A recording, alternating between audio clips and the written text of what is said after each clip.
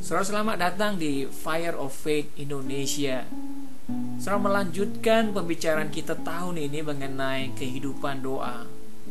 Topik yang saya mau ambil saat ini adalah bagaimana kita berdoa dan mengharapkan doa kita dijawab, khususnya untuk kesembuhan, kelepasan dari kecanduan, dan mukjizat-mukjizat yang di luar daripada apa yang bisa manusia lakukan, supernatural. Bagaimana kita berdoa kalau seseorang yang datang kepada kita dan minta didoakan karena kanker, atau orang yang lumpuh, atau orang yang buta. Kalau kita lihat di dalam kitab Perjanjian Baru, dalam Kisah Para Rasul, bagaimana luar biasa di dalam nama Tuhan Yesus kuasa itu menyembuhkan orang lumpuh, berjalan, buta melihat. Dan kita melihat perjalanan Tuhan Yesus dalam pelayanan selama 33 tahun itu memberikan impak luar biasa yang menyembuhkan orang-orang lumpuh, bahkan yang mati sekalipun dapat dibangkitkan. Mungkin saudara berkata, saya kan bukan Tuhan Yesus, sehingga saya nggak mungkin dapat melakukan seperti itu. Tapi kenyataannya bahwa firman Tuhan mengatakan bahwa kita dapat menumpangkan tangan pada orang sakit dan orang sakit itu sembuh. So, pertanyaannya bukan lagi apakah firman itu bukan untuk saya, tetapi apakah kita mau ambil bagian untuk menjalankan firman itu. Kalau seorang datang dengan penyakit yang menurut ukuran manusia tidak bisa disembuhkan kecuali lewat dokter atau lewat mukjizat, tentunya kita harus menjawab atau merespon bagaimana kita melayani dan berdoa bagi orang-orang seperti ini. Entah itu saudara kita, entah itu teman kita. Saya sarankan begini saudara, ada dua hal di mana kita bisa berdoa dan mengharapkan kesembuhan untuk orang-orang yang mengalami penyakit yang seperti itu. Penyakit yang sederhana maupun yang luar biasa, yang iman kita nggak sanggup mendoakannya. Saudara, dua hal kalau saudara menghadapi hal demikian. Pertama, ada penyembuhan melalui doa yang disertai iman. Artinya kita berdoa dengan mempercayai bahwa mukjizat itu dapat dilakukan.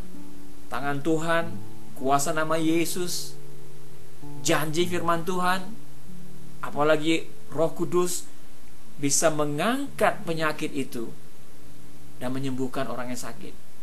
Ingat, pada waktu cerita Tuhan Yesus datang ke tempatnya mertuanya Petrus, dan mertuanya Petrus dikatakan di kitab Lukas dia sakit demam, temperaturnya tinggi, dan murid-murid Tuhan Yesus meminta Tuhan Yesus untuk menyembuhkannya, dan dikatakan oleh firman Tuhan, Tuhan Yesus memerintahkan demam itu keluar. Dia tidak minum obat, tetapi ada kuasa yang Tuhan Yesus berikan sehingga sakit demam itu lari dari ibu mertua Petrus ini. Nah saudara, kondisi yang demikian dapat kita alami. Orang datang kepada kita, dan bagaimana kita dapat menyembuhkannya, sama seperti yang terjadi, yang terlihat di dalam kitab-kitab dalam Perjanjian Baru. Saya sarankan begini, kembali kepada dua hal yang saya sebutkan tadi. Pertama adalah kita berdoa dalam iman. Kita berdoa dalam iman artinya percaya, ada keyakinan di dalam diri kita bahwa Tuhan mau menyembuhkan orang ini.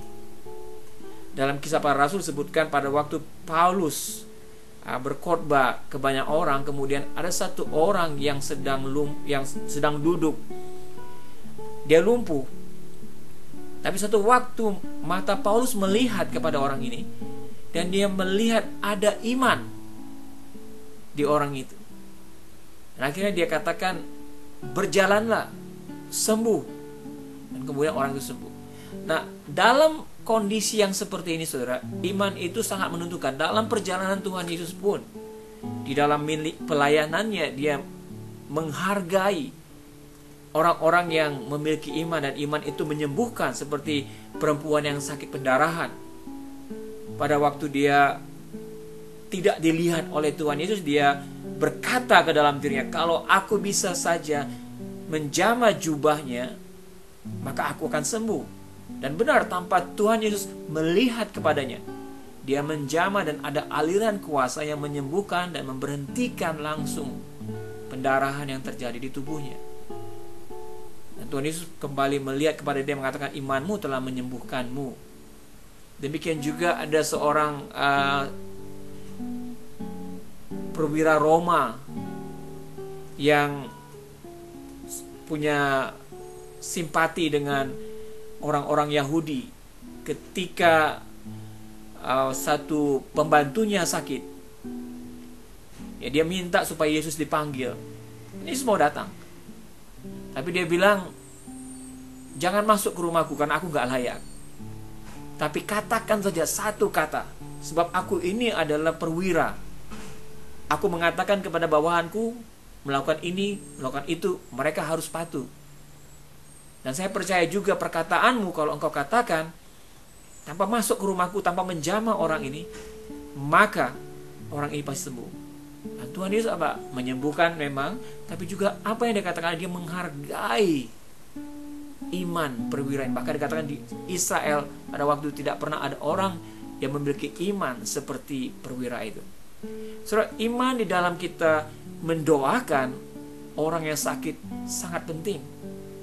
Pada waktu kita berdoa menghadapi orang yang sakit kanker, contohnya, mulanya waktu orang itu datang pada kita ya mungkin karena kita ingin menyenangkan orang itu, legalistik, ya, karena tekanan situasi, kita bisa saja berdoa, oh Tuhan sembuhkanlah orang ini. Saudara tahu, pada waktu kita berdoa seperti itu, kita berdoa tidak dengan iman, karena hati kita tidak bisa kita bohongin bahwa kita nggak punya iman. Kita hanya berdoa demikian karena apa? Karena mau menyenangkan orang itu, dan kalau menolak nanti dikira kasar. Tapi kita sudah masuk ke dalam satu doa yang basa-basi tanpa iman sama sekali. Nah, saudara dapat berdoa dengan iman kalau kita mau jujur di hadapan Tuhan. Pertama-tama, kalau kita berdoa untuk orang yang sakit kanker demikian, kita bisa tunggu beberapa saat. Memang ajak berdoa, tunggu beberapa saat, atau baca firman Tuhan bersama-sama. Firman Tuhan itu memberikan kepada kita inspirasi. Firman Tuhan katakan, iman timbul dari pendengaran firman Kristus. Pada waktu kita membaca cerita-cerita Injil, kita bisa melihat lagi bahwa kita bisa menyembuhkan di dalam nama Tuhan Yesus.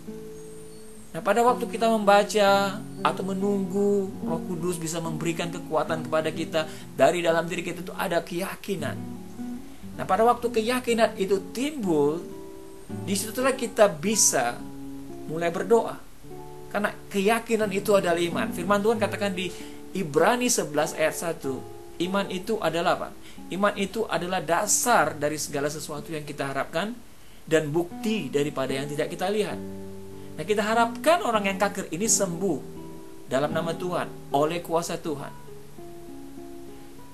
Harapan itu ada di dalam diri kita sebagai substance, kayak semacam dasar, ya, substance di dalam hati kita. Ada keyakinan bahwa orang yang kanker ini bisa sembuh. Nah, ketika keyakinan itu mulai muncul di dalam hati kita, itu berarti ada iman di dalam hati kita. Dan kita mulai berdoa. Kita mulai berdoa, ya, kita bisa juga menumpangkan tangan kita. Dan keyakinan itu kita keluarkan di hadapan Tuhan. Tuhan, firman-Mu katakan, dalam iman di dalam nama Tuhan Yesus Kristus ada kesembuhan. Tuhan, firman-Mu katakan bahwa tidak ada yang mustahil bagimu. Saudara, ini semuanya membangun iman kita. Dan dengan kita berdoa dengan iman yang ada di dalam hati kita, itu mengundang kuasa Tuhan. Karena segala sesuatu yang kita lakukan dalam doa pun, kita perlu melakukannya dalam iman. Dan iman inilah yang menyembuhkan. Tuhan sudah memberikan firman-Nya, dan firman-Nya itu membagikan iman, dan iman itu menyembuhkan. Nah, kuasa ini luar biasa, saudara. Kalau saudara mau berubah dengan cara kita berdoa, tunggu, baca firman Tuhan, dan berikan supaya Roh Kudus bekerja dalam diri kita, memberikan kembali firman-firman dan janji-janji Tuhan, sehingga kita mantap di hati kita. Sebelum kita berdoa bagi orang yang kena sakit apa saja, ada kemantapan, ada keyakinan dalam hati kita bahwa ada kesembuhan di dalam nama Tuhan Yesus. Dan lakukanlah doa itu, dan kita lihat bagaimana Tuhan bekerja. Dan yang kedua, saudara, ada juga kesembuhan, ada juga mukjizat yang terjadi oleh karena apa? Oleh karena kehadiran Roh Kudus. Saudara, dalam Kisah Rasul pasal 1 ayat 8, sebelum Tuhan Yesus naik ke surga, dia berbicara kepada murid-muridnya, tunggu dan berdoalah. Ya, pada waktu dia sudah naik, dia katakan, tunggu dan berdoalah sampai Roh Kudus turun atas kamu. Dan bila Roh Kudus turun atas kamu, kamu akan menerima kuasa. Turunnya Roh Kudus di atas murid-murid Tuhan akan membuat mereka menerima kuasa. Bagaimana wujud daripada janji itu?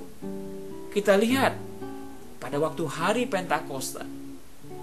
Ya, setelah Yesus naik ke surga, pada waktu hari Pentakosta, murid-muridnya menerima Roh Kudus turun di atas mereka. Dikatakan ada lidah api di atas mereka, turun ke atas mereka. Dan turunnya Roh Kudus atas mereka itu merubahkan mereka. Mereka yang sebelumnya tidak bisa berbahasa asing, tiba-tiba mereka bisa berbahasa asing. Mereka yang sebelumnya orang-orang yang lemah dan malu, apalagi pada waktu itu banyak orang yang tidak percaya bahwa Yesus itu Tuhan. Kenapa dia mati? Ya, karena pada waktu itu kan beritanya belum begitu luas. Jadi mereka juga masih takut. Tetapi ketika Roh Kudus turun atas mereka di hari Pentakosta, kita lihat di Kisah 2, bagaimana mereka berubah menjadi orang-orang yang berani. Saudara, masalahnya adalah bukan lagi mereka atau kuasa itu oleh karena doa seseorang, tapi oleh karena adanya Roh Kudus yang turun atas mereka. Nah, banyak kita mungkin ragu untuk berdoa mengundang Roh Kudus turun atas kita. Karena apa? Karena firman Tuhan katakan Roh Kudus itu tinggal di dalam hati kita. Pada waktu kita percaya Tuhan Yesus, Roh Kudus itu tinggal di dalam hati kita. Mengapa lagi kita harus berdoa meminta Roh Kudus turun atas kita? Saudara, perbedaannya seperti yang Tuhan Yesus ajarkan di sini, bahwa mereka disuruh menunggu supaya Roh Kudus turun atas mereka. Turun Roh Kudus atas mereka berbeda dengan Roh Kudus yang tinggal di dalam kita.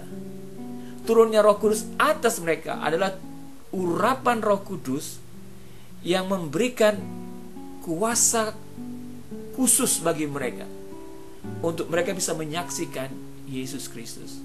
Turunnya Roh Kudus atas mereka adalah turunnya kuasa yang memberitakan Injil Yesus Kristus.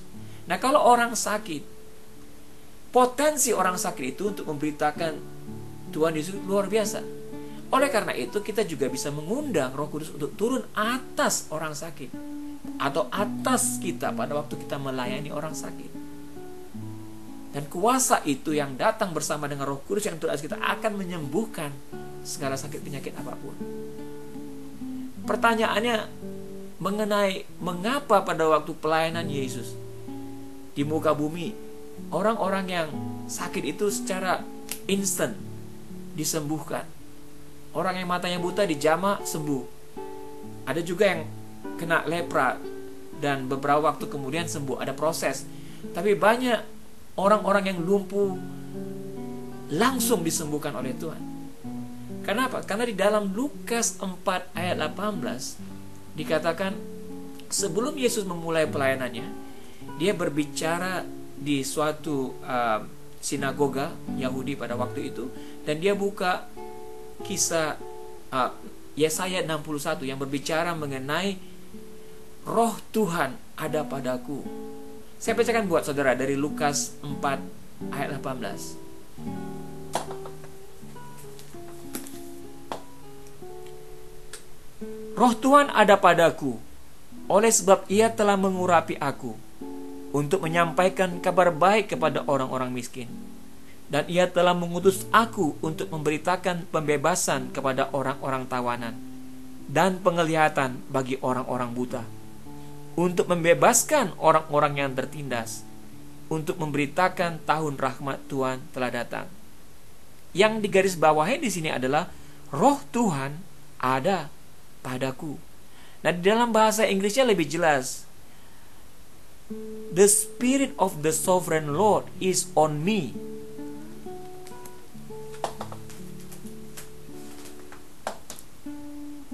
Saudara, kata on me diterjemahkan sebenarnya atasku. Sama seperti on disciples pada waktu Roh Kudus turun di atas mereka pada waktu hari Pentakosta. Jadi di Lukas 4:18 ini Tuhan Yesus mengatakan, di dalamku itu ada roh, bukan dalamku, di atasku itu ada Roh Tuhan. Sehingga segala mukjizat yang Tuhan Yesus lakukan pada waktu itu adalah karena kuasa yang diterimanya oleh Roh Kudus yang turun atasnya.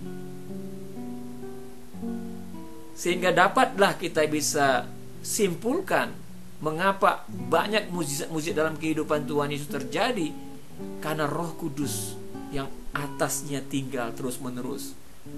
Dia membangkitkan orang mati, membuat yang lumpuh berjalan, yang buta melihat, karena Roh Kudus turun atasnya. Jadi kesimpulannya, cara kedua untuk kita berdoa bagi orang yang sakit adalah meminta Roh Kudus turun atas kita. Sama seperti kejadian di hari Pentakosta. Sebab ketika Roh Kudus turun atas kita, kita menerima kuasa. Dan kuasanya itu apa? Untuk menyembuhkan. Supaya apa? Supaya nama Yesus Kristus yang menyembuhkan itu dipermuliakan, diberitakan. Pada waktu Roh Kudus turun atas kita, kuasa yang kita terima bukan untuk kepuasan kita, gagah-gagahan. Tapi kuasa itu adalah untuk memberitakan siapa Tuhan Yesus. Kalau orang yang sakit sembuh oleh karena nama Tuhan Yesus, itu adalah kesaksian yang luar biasa untuk nama Tuhan Yesus. Dan itu kuasa yang sama yang diberikan kepada kita untuk menyaksikan Tuhan Yesus Kristus. Jadi saudara, kalau saudara diminta untuk berdoa bagi orang yang sakit, atau keluarga atau teman yang sakit, saudara bisa melakukannya. Pertama-tama, saudara bisa melakukan doa itu dalam iman. Kita harus percaya sebelum kita berdoa, atau kita menunggu sampai Roh Kudus memberikan keyakinan. Kita merenungkan firman Tuhan, membaca firman Tuhan, sampai ada keyakinan. Jangan sampai kita berdoa hanya untuk menyenangkan orang lain. Itu namanya legalisme, pura-pura. Mendingan saudara bilang saudara tidak punya iman untuk berdoa saat ini. Mungkin saudara cari pendeta yang lain yang punya iman. Yang kedua, kita juga bisa berdoa saudara untuk kesembuhan orang yang sakit itu, dengan kita meminta Roh Kudus turun atas kita. Sebab Roh Kudus turun atas kita membawa kuasa, dan kuasa itu adalah untuk memberitakan kemuliaan dan kebesaran Tuhan Yesus Kristus. Saya mau berdoa bagi saudara, supaya saudara memiliki kerinduan juga untuk berani berdoa bagi orang-orang yang sakit. Di sekeliling kita banyak orang yang membutuhkan doa, banyak orang membutuhkan kelepasan, banyak orang membutuhkan mukjizat. Saya mau berdoa bagi saudara. Bapa dalam surga, hamba mengucap syukur untuk saudara-saudara hamba yang mengikuti channel ini dan bersedia untuk berdoa dengan hamba. Tuhan, ketika banyak orang di dunia ini membutuhkan jamahan Tuhan, orang-orang yang percaya seperti saudara-saudara hamba ini tuh adalah alat Tuhan. Hamba berdoa Tuhan untuk setiap mereka boleh menerima Tuhan anugerah-Mu, untuk mereka dapat melayani dan berdoa pada orang-orang yang sakit. Biar ketika mereka berdoa, mereka juga boleh melihat iman tumbuh dalam hati mereka karena firman Yesus Kristus. Dan mereka berani Tuhan untuk mengatakan firman-Mu, mengproklaim nama Tuhan Yesus atas segala penyakit, addiction, ketika mereka mendoakan orang-orang yang membutuhkannya. Kami juga berdoa supaya mereka berdoa untuk mencari Tuhan, untuk menantikan terus-menerus akan kuasa Roh Kudus yang turun atas mereka ketika mereka berdoa. Seperti janji firman Tuhan katakan, kamu akan menerima kuasa bila Roh Kudus turun atas kamu. Supaya mereka berdoa, Roh Kudus turun atas kamu, sehingga mereka boleh mengalami kuasa mukjizat luar biasa, menyembuhkan dan mempermuliakan nama Tuhan Yesus Kristus. Terima kasih Bapa di surga. Bangkitkan terus semangat saudara hamba ini Tuhan, di dalam mereka mau bertumbuh di dalam kehidupan doanya, supaya semakin powerful dan intim di dalam relasi dengan Engkau. Dalam nama Tuhan Yesus berdoa. Amin. Terima kasih saudara. Tuhan Yesus memberkati.